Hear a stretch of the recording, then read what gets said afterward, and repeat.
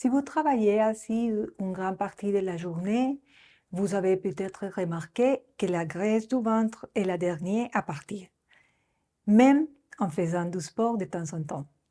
La bonne nouvelle, c'est qu'on n'a pas besoin d'un plan extrême. Il faut surtout une stratégie cohérente pensée pour la réalité d'un quotidien sédentaire. Dans cette vidéo, je vous donne le système en 6 piliers qui a fonctionné pour moi et à la fin, je vous explique comment savoir en 14 jours si vous allez dans la bonne direction, même si la balance ne bouge pas trop. Quand on reste assis longtemps, le corps dépense moins d'énergie au fil de la journée, souvent sans qu'on se rende compte. Et si on ajoute à ça un peu de stress, de la fatigue et des nuits pas toujours régulières, on se retrouve avec un trio classique. Moins de mouvement au quotidien, plus d'appétit, plus d'envie de sucre ou de grignotage et des séances trop dures les week-ends qui finissent par épuiser plutôt que construire.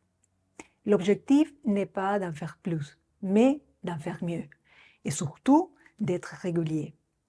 Donc, voici les premiers piliers. Nutrition, simple, efficace, durable.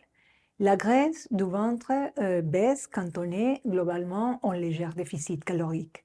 Mais pour tenir ces déficits sans lutter en permanence, je vous propose un repère pratique car je ne vais pas vous accabler. 1 à 2 pommes de protéines par repas, soit 2 yaourts, skyr, poisson, viande maigre ou tofu. 1 à 2 poignées de légumes. 1 poignée de féculents selon votre activité et une pouce de matières grasses comme huile d'olive, fromage ou avocat. 2 levières qui font une grande différence chez beaucoup de personnes quand vous réduisez ou éliminez les boissons caloriques et l'alcool.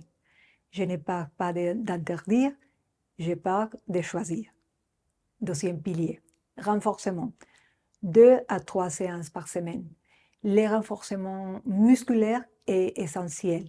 Il aide à conserver ou construire du muscle pendant que vous perdez du gras. Et plus vous avez de muscles, plus votre corps gère bien l'énergie, les sucres sanguins et la posture. Concentrez-vous sur les grands mouvements avec une technique propre. Privilégiez les squats, se pencher et se relever en charnier des hanches, pousser du type pompe ou développé couché, tirer, tirage élastique ou tirage poli, rameur, renforcement de la zone abdominale. Une fois la technique solide, progressez petit à petit en augmentant la charge ou en ajustant séries et répétitions. Troisième, les piliers anti-bureau, les pas. C'est la base et c'est probablement les points les plus sous-estimés. Vous pouvez faire 2 à 3 entraînements par semaine, mais si le reste du temps vous ne bougez presque pas, la perte de graisse est beaucoup plus lente. Visez 7 000 à 10 000 pas par jour, selon votre niveau, ou si vous partez de bas, ajoutez 2 000 pas par jour à votre moyenne actuelle. Une astuce très simple, c'est 10 minutes de marche après 1 ou 2 de vos repas journaliers. Ça aide la dépense d'énergie, la digestion et la gestion de la glycémie. Quatrième, les piliers souplesse. Assis toute la journée, on perd souvent de la mobilité au niveau des hanches, de l'arrière des cuisses et des hauts du dos surtout.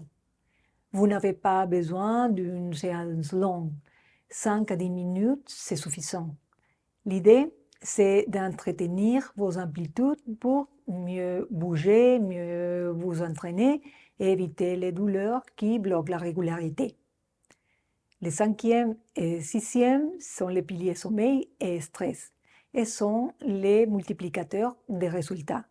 Si vous dormez trop peu et si votre stress est trop élevé, vous aurez plus faim, moins d'énergie et souvent plus d'envie réconfort.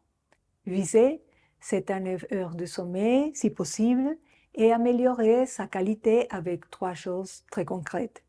Fixez une heure de coucher régulier. Assurez-vous de que votre chambre est fraîche, sombre, silencieuse et coupez les écrans 60 minutes avant de dormir ou au moins réduire la lumière bleue. Quand vous dormez bien, il est plus facile de tenir votre plan alimentaire, vous avez moins de fringales et vous gérez mieux le stress. Justement, le stress chronique augmente le cortisol et rend la perte de graisse viscérale plus difficile. Pour agir, faites la respiration en carré pendant 4 à 6 minutes. C'est inhaler pendant 4 secondes, retenir 4, exhaler pendant 4 et retenir 4 et vous répétez. Ce n'est pas magique, mais c'est un excellent interrupteur physiologique. Maintenant, comment savoir en 14 jours si ça fonctionne? Oubliez l'obsession du poids, on va regarder 3 indicateurs concrets. La tour de taille. Prenez-les au niveau du nombril 2 à 3 fois par semaine le matin. Si ça baisse de 0,5 à 2 cm en 14 jours, c'est très bon signe. Votre énergie. Est-ce que vous tenez vos journées plus facilement? Et votre renforcement. Est-ce que vous progressez au minimum ou au moins vous restez stable? Si au bout de 14 jours, les tours de taille ne bougent pas et que vous avez été régulier, soit vous augmentez vos pas de 2000 par jour, soit vous réduisez légèrement vos portions. Si vous travaillez assis, la graisse du ventre ne se règle pas avec une seule bonne séance. Elle se règle avec un plan réaliste, la bonne distribution des macronutriments, renforcement, pas quotidien, mobilité, sommeil et stress. Je vous invite aussi à visiter mon site et à découvrir mes programmes Équilibre, qui vous aide à transformer votre alimentation, et Vitalité, qui structure un plan d'entraînement adapté à votre condition et à vos besoins. Et si vous voulez un cadre simple pour démarrer, je vous propose mon guide de démarrage gratuit. Il est disponible dès que vous vous abonnez sur mon site. Le lien est dans la description. Si cette vidéo vous a aidé, merci de la partager et donner un like. Abonnez-vous à la chaîne, je publie régulièrement des conseils concrets, applicables et pensés pour la vraie vie. À bientôt!